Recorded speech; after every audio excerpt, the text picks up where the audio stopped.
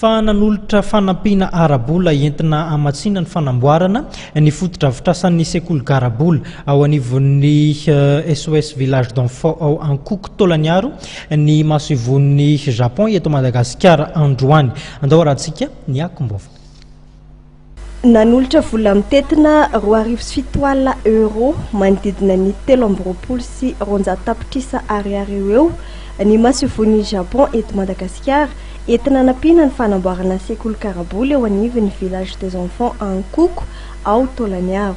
Tafiditra ao anatin'ny fandaran'asa ny gouvernemanta japonais mikasika ny fanohanana ireo tetikasa madinika manampy amin'ny fanatsarana ny maha-olona ity fanampiana arabola ity hoy ny ambassadeur ny Japon miasa eto Madagasikara.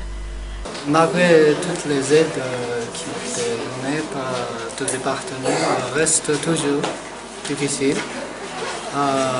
On avance au fur et à mesure à travers les programmes d'aide avec le gouvernement ainsi qu'avec les ONG, à savoir SOS Village d'Enfants. Le Japon a ce programme avec ce qui s'appelle le projet de microdon, qui est un programme surtout pour les ONG.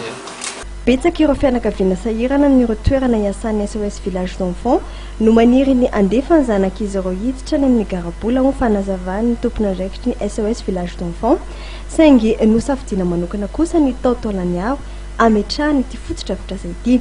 Ny fametrahana ny 4e village any Fort Dauphin dia nisy critères maromaro hoe aiza tena misy ireo ankizy ireo fianakaviana mahatra ao anatin'ny mahatra.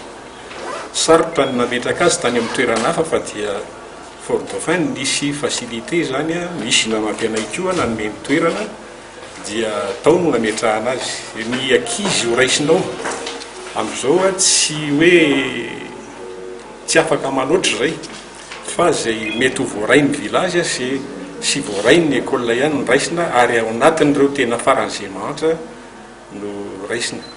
Izahana aenjehana amin'ny fidirana amin'ny taom-pianarana vaovao zany hoe 12 moa ny fahavitany fotodrafitrasa ka ankizy Kambody sy ankizy tsy manana mpiana ankizy efa fianakaviana tena sahirana miisa 200 no raisina amin'izany. Ny SOS Village d'Enfants dia mandray ireo ankizy hatramin'ny fahakeliny ary mitantana azy ireo mandrapatonga amin'ny fahaleovan-tenany izy ireo.